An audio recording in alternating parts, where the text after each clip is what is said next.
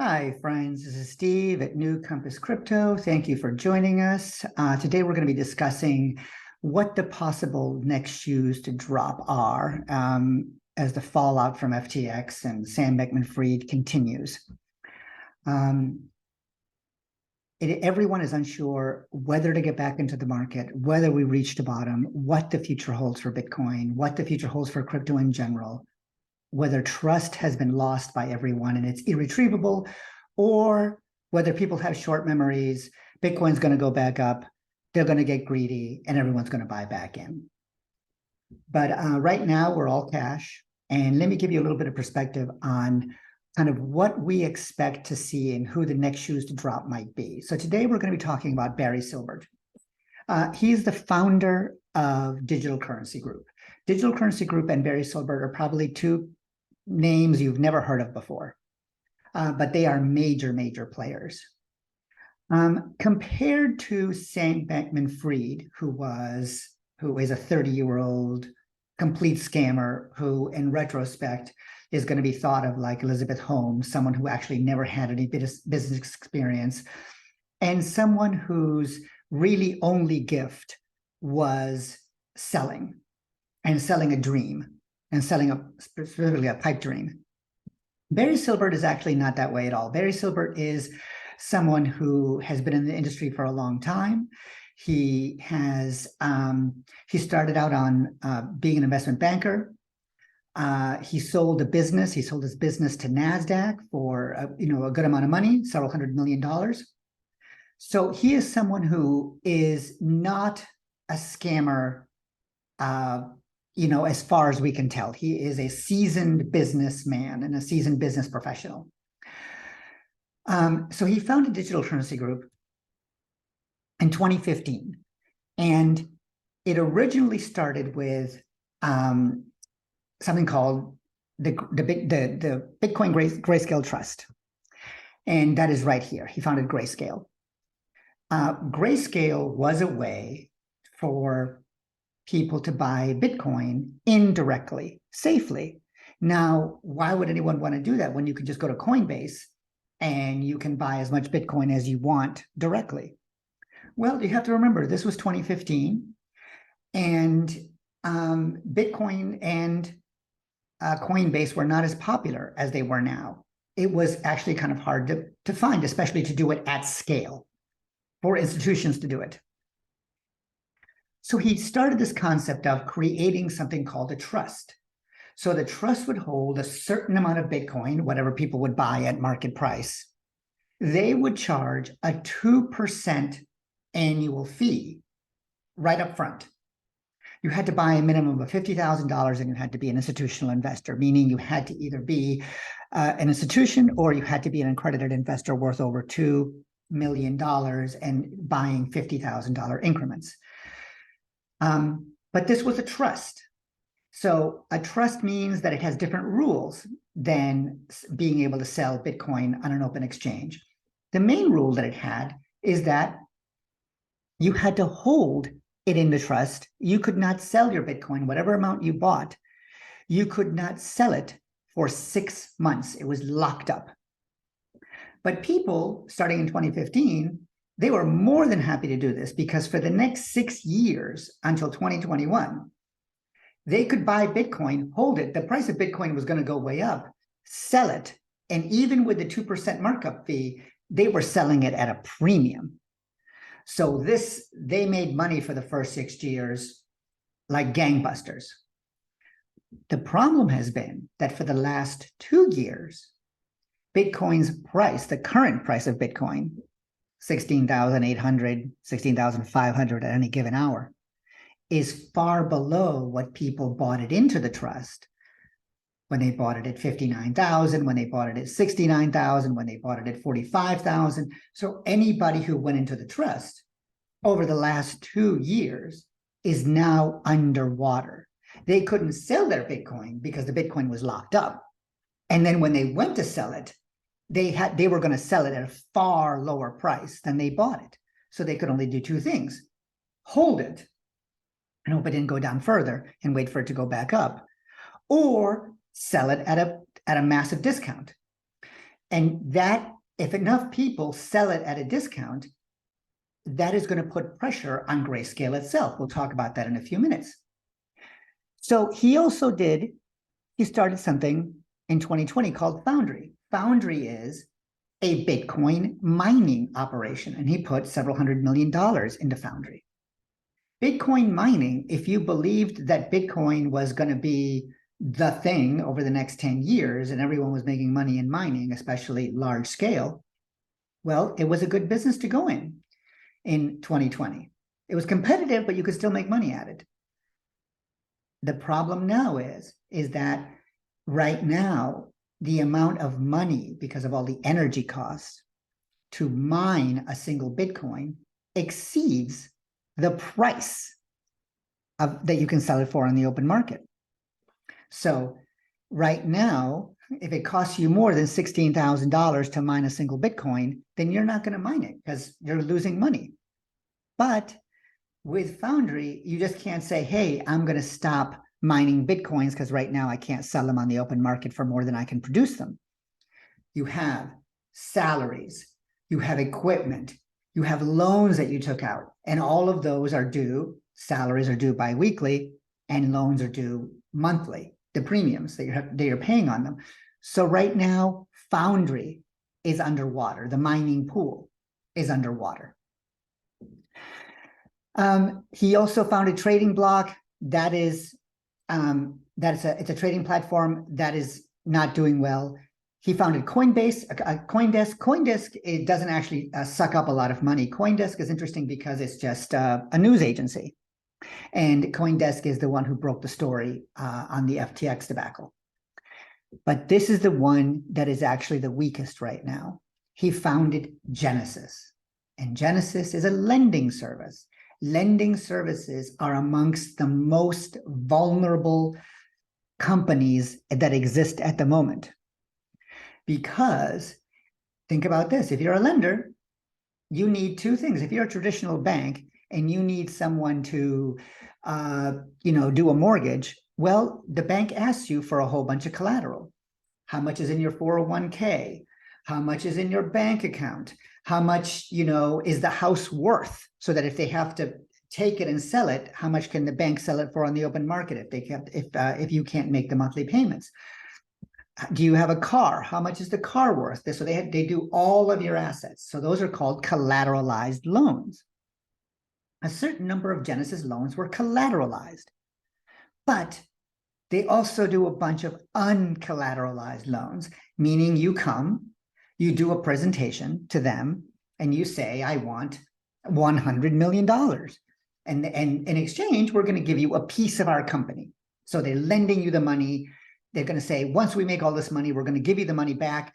And Genesis says, hey, we're happy to do it because we're going to charge you, 20%, 30%, some ridiculous percent, because it's uncollateralized. The problem is that all those companies, or a certain percentage of those companies that they lent money to, if you're uncollateralized, it means you don't have assets. Some of those companies are not able to pay it back at the moment. So Genesis right now is in a $2 billion hole. That's a pretty big hole.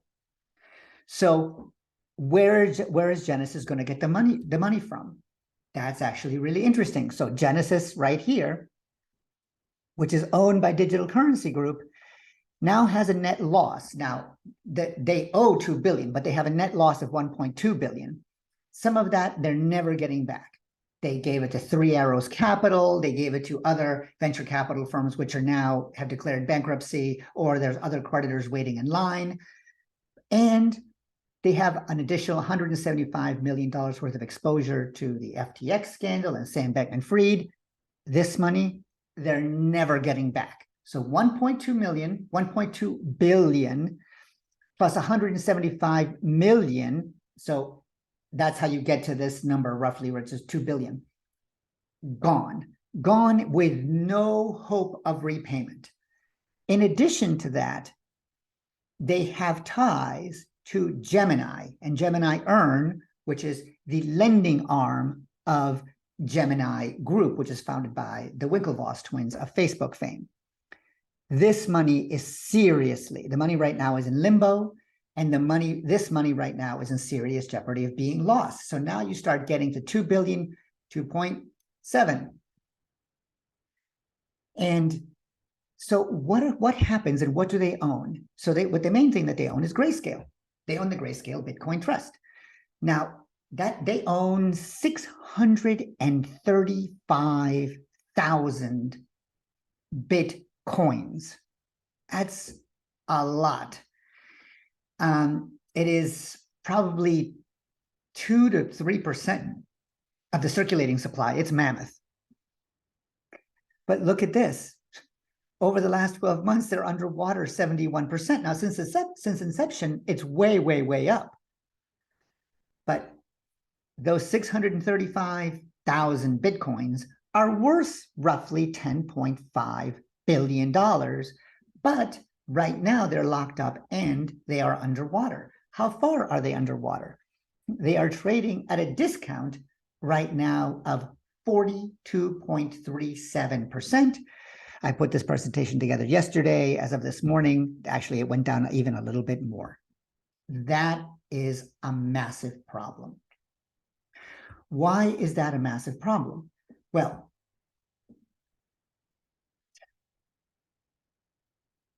if Barry needs to raise $2 billion to plug up this hole in Genesis, he only has a couple of options. Now, one option, the easiest thing that you might say is, well, why can't he just sell $2 billion worth of Bitcoins, put them on the open market?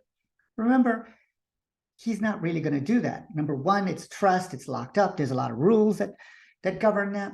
But second of all, you would be putting in $2 billion worth of Bitcoins onto the open market, flooding the market temporarily, and you would cause another downward pressure in the selling pressure of Bitcoin.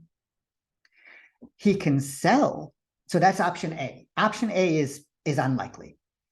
Option B is he can try to sell pieces of his company, of the Grayscale Trust. He owns it all. It's over time, it's a valuable company. And if Bitcoin goes up, now it has to go up. What does it have to go up to? Well, it's trading at a 42% discount. So it has to go up another 42% plus 2% premium. Remember that you're getting on it. So it's got to go up 44% from current prices before it even breaks even. But let's say that you're willing to say, I'm in this for the long haul.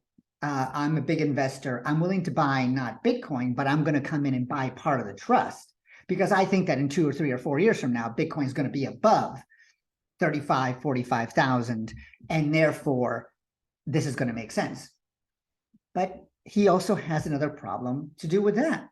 And that is, remember, the reason why he created this was because it was an easy way for institutions and wealthy individuals to buy big chunks of Bitcoin and hold them and secure them in cold storage on Coinbase without risk, meaning without the risk of someone hacking you and without all the pain of buying it.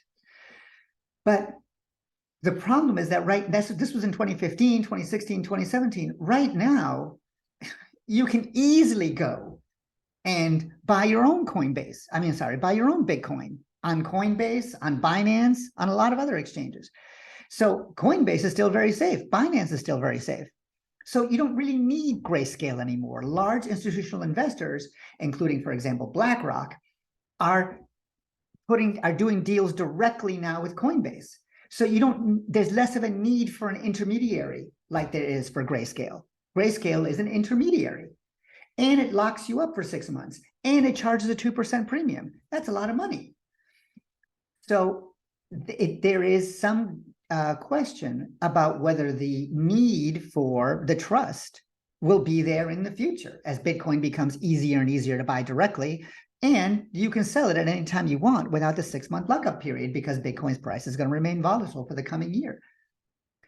So if he can't sell shares in the Grayscale Bitcoin Trust, and he has to plug up a $2 billion hole in Genesis, he has a problem. So the most likely scenario is, and this is what we have been waiting for before we get back in, is that Genesis declares bankruptcy. If Genesis declares bankruptcy, this is a big, big deal. It is a bigger deal than when FTX declared bankruptcy. FTX was a scam, and he did a lot of deals with a lot of scammy people. So that being gone long-term is going to be good for Bitcoin, and is going to be good for the crypto environment. The fall, if Grayscale falls and if DCG Group falls, it would be the number of lenders that are out there that are counting on that money that he has already lent to them, and that he is now would say, you know, we're not going to make good on any of these loans. That would fall. That would hit Avalanche. It would hit Solana further. It would hit a lot of the other exchanges. So it is unknown the extent of his reach, but it is vast. It is more than FTX. So we believe Genesis is in trouble. I mean, that's the short answer to all of this. We haven't been getting back in, even though Bitcoin hasn't fallen further, because we believe that Genesis is the next shoe to drop. Genesis owes a $500 million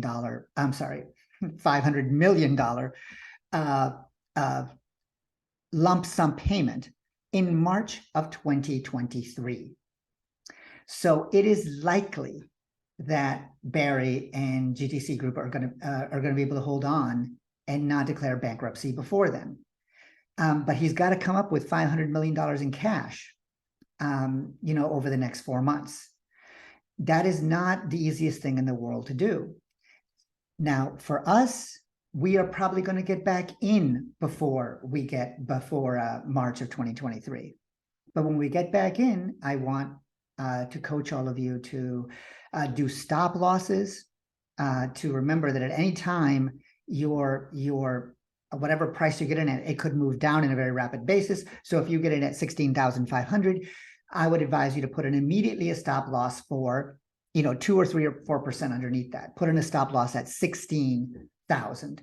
So that if the price comes crashing down, you'll at least hit that price, even if you're sleeping at 3 o'clock in the morning, and you'll hit that price and get out before you take further losses. And that is the overall worry right now with crypto, is that Bitcoin itself is not making any mistakes. Ethereum is still a great investment. Bitcoin is a great investment in the long term. But these human beings that are running these exchanges and running these companies, they are over leveraged. They never believed or never counted on the price of Bitcoin falling this low and staying this low for a year. It's been on a downward trend since basically this time last year. So if you have money that you lent, and the entire premise is that I'm lending you money because I think that the price of Bitcoin is going to go up, you can see why you're in real trouble now. And the longer the price of Bitcoin stays down, the bigger trouble you are in, and the more cash, meaning USD dollars, not other crypto, you have to come up with to cover those loans. So that is where I think we are for now. I think that we're going to get back in probably in the next 2 or 3 weeks, but we're going to get in safely and with stop losses. I'll keep you posted. Thank you for joining us. As always, our videos are posted at New Compass Crypto. Follow us and take good care. Enjoy the rest of your holiday season. See you next week. Bye-bye.